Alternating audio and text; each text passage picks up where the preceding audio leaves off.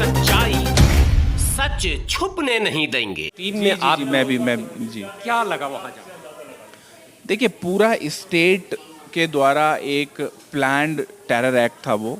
जिस तरह से सीनों पे गोलियां मारी, 12 साल के बच्चे को गोलियां मारी, ये पूरा साफ साफ दिख रहा था कि जिस तरह से पिछले दिनों आसाम की पॉलिटिक्स में एनआरसी और ये सारी चीज़ें हुई, और एनआरसी के अंदर आज सबको पता है नॉन मुस्लिम्स की तादाद ज़्यादा है। ये नई तरह का लैंड पॉलिसीज़ लाई जा रही हैं, जिसके कारण जो देखिए, आसाम के साथ एक बड़ी प्रॉब्लम है, वो ये है कि वहाँ ब्रह्मपुत्र है, बहुत अच्छा बड़ा इतिहास है ब्रह्मपुत्र नदी का, लेकिन ब्रह्मपुत्र नदी जो है वो अपना रास्ता बदलती रहती है। जब वो जोग्राफिकल मामला है, तो आज जो उन लोगों की ज़मीन थी वो नदी के अंदर है। आपको वहाँ पर लगा कि जोग्राफिया जितना बदल रहा है उसी तरह से पॉलिटिक्स और हिस्ट्री भी बदली जा रही है? बिल्कुल बदली जा रही है। देखिए, अगर हिस्ट्री नहीं बदली जाती होती तो इन्होंने इतने नागरिकों को लाइन में खड़े होकर नागरिकता साबित करने की जो पूरा प्रोसेस असम के अंदर शुरू किया था, वो क्यों शुरू होता? ये पूरी हिस्ट्री, वहाँ के इतिहास को ख़त्म करना चाहते हैं। और इस देश में कौन से संविधान के कौन सी आर्टिकल में ये बात लिखी गई है कि कोई व्यक्ति अगर एक स्टेट का है वो दूसरे स्टेट में नहीं रह सकता? मेरा तो ये मेजर सवाल है। जो बंगाली नॉन बंगाली जो पूरी डिबेट है, उसमें कौन से जो है वो क्लॉज में लिखा गया है कि उसको आप फिर उसे गोलियों से मारेंगे अगर वो आके रहेगा? ये बहुत अहम मुद्दा आपने उठाया कि क्या ऐसा भी प्रावधान कहीं है संवैधानिक कि एक राज्य का आदमी दूसरे राज्य में रह सकता है या नहीं रह सकता है? तो बड़ा डिबेट है ये। तो अब इसी को लेके जिस तरह से पुलिस ने पूरी कार्रवाई की, ये पूरा हेट के द्वारा थी, सिर्फ एविक्शन नहीं था। वहाँ पर उनके बिलोंगिंग्स को जलाया गया। 40 साल से वहाँ, मैं खुद उस व्यक्ति से मिला जिसने 1978 में वहाँ वोट किया था। अब आप इसका अंदाज़ा लगा सकते हैं कि कितने सालों से वो लोग वहाँ रह रहे हैं।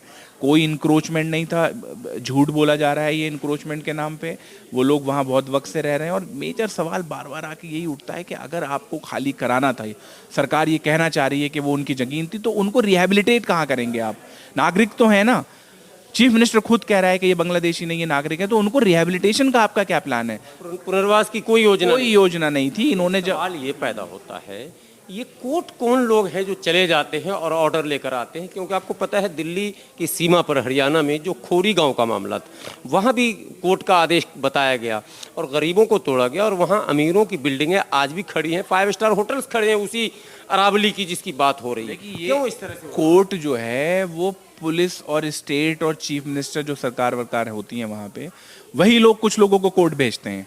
आपको मालूम है जुडिशरी कितनी कॉम्प्रोमाइज़ हो चुकी है इस देश का, मुझे बताने की ज़रूरत नहीं है। लगातार हम देखते हैं दिल्ली दंगों में जो लोग वहाँ मदद का काम कर रहे थे, रिलीफ का काम कर रहे थे, मोहब्बत की बात कर रहे थे, उमर खालिद जो गांधी की बात कर रहा था इस देश में, आज वो जेल के अंदर है।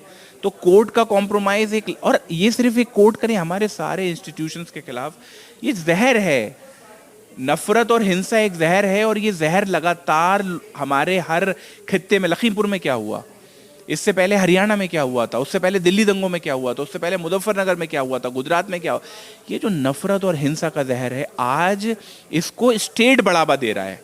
सरकार का काम था कि अगर इस तरह का जहर कहीं बढ़ रहा हो उसे रोकें। आज सरकार ही खुद उस बात को बढ़ावा दे रही है। जाइए मार, अब बताइए, मोइन हलक की फैमिली जिसको एक पुलिस वाले ने मारा है, वो किससे जाके इंसाफ मांगे? पहली कौन सा पत्रकार था जिसका वीडियो वायरल हो रहा था? अब उसकी वजह क्या, चूंकि आप मौके पर गए थे, वजह क्या थी कि वो उस मरे हुए जिस्म पर भी कूद रहा था? उसकी वजह थी उसी नफरत का खून के अंदर संचार कर देना, जिसको मीडिया के चैनल 7 बजे से लेकर 10 बजे तक दिखाते हैं। वो नफरत जो इस देश का प्रधानमंत्री और अलग अलग प्रदेश के मुख्यमंत्री अपने भाषणों के द्वारा जनता तक पहुंचाते हैं, वो उसी नफरत, उसी जहर और उसी पैंडेमिक का जो था वो शिकार था। वो एक फिनोमेना है, वो एक, उसे आप व्यक्ति मत देखिए, वो एक फिनोमेना है जो अलग अलग तरह से लोगों के बीच में जो है पाया जाता है। वो खून के अंदर जो जहर घोला जा रहा है, वो उस जहर का चेहरा था। कार्रवाई के नाम पर वहां अब तक क्या किया गया? ये कुछ कार्रवाई के नाम पे ये किया गया कि जिनको मारा गया है उन्हीं को गिरफ्तार कर लिया गया। 2 लोग 27 तारीख को हम लोग हॉस्पिटल गए थे, तकरीबन 11 लोगों को और गोलियां लगी थी। उनमें से 3 लोगों को जब हम पहुंचे हैं दोपहर में, शाम को उनको गिरफ्तार कर लिया गया। तो यही कार्रवाई हो रही है।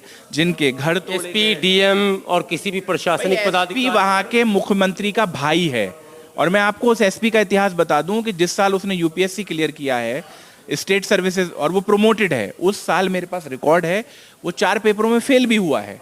ऐसे ऐसे पेपर्स में फेल हुआ है कि जो 10th क्लास के बच्चे भी पास कर ले। तो आप ये तो बड़ा आरोप है। ये क्या हो रहा है? ये तो एक अजीब सी बात है। ऐसे कैसे हो जाएगा? नहीं, आप जिसका इतने बड़े पद पर इस असल तरह में से लोग अब ये जो मुख्यमंत्री हैं, इससे पहले ये कांग्रेस की सरकार में भी थे, और उससे में जो है हेल्थ मिनिस्टर होते थे, असम के कद्दावर नेता हैं। तो पूरी स्टेट मशीन का सवाल, कांग्रेस का क्या रोल है? क्योंकि ऑपोजिशन में देखिए, कांग्रेस का रोल ये है कि कांग्रेस ये तो कह रही है कि वायलेंस नहीं होना चाहिए। कांग्रेस ने वहाँ प्रोटेस्ट भी किया वायलेंस के नाम पे, लेकिन कांग्रेस का भी ये कहना है कि उनका एविक्शन होना चाहिए, लेकिन पहले उनको रिहेबिलिट करना चाहिए। हम कुछ लोगों से वहाँ जाके मिले, क्योंकि फैक्ट फाइंडिंग का काम ही होता है सारे पहलुओं को समझना, तो हमने उस पहलू को भी समझने की कोशिश की। तो कांग्रेस के किसी लीडर से आपकी बात? एक एमएलए हैं वहाँ, उनसे हमारी बात हुई। तो कांग्रेस का जो ऑफिशियल स्टैंड है वो तो उनके प्रवक्ता आपको बता देंगे, या आप उनके ट्विटर हैंडल्स पे देख सकते हैं। लेकिन एविक्शन के खिलाफ कोई भी पार्टी वहाँ नहीं है। वो ये कह रहे हैं एविक्शन होना चाहिए, लेकिन जाएंगे कहाँ? जाए उससे कांग्रेस का ये कहना है कि वहाँ पे मैं क्यों कांग्रेस का ऑफिशियल स्पोक पर्सन बन रहा हूँ। लेकिन ये बात बहुत अनफॉर्चुनेट है कि कोई भी पॉलिटिकल पार्टी ये नहीं कह रही है कि इनको यहीं रहना चाहिए, एविक्शन नहीं होना चाहिए। बस इतनी बात आप समझ लीजिए। नाम? फहाद अहमद, मैं रिसर्च स्कॉलर हूँ टिस मुंबई।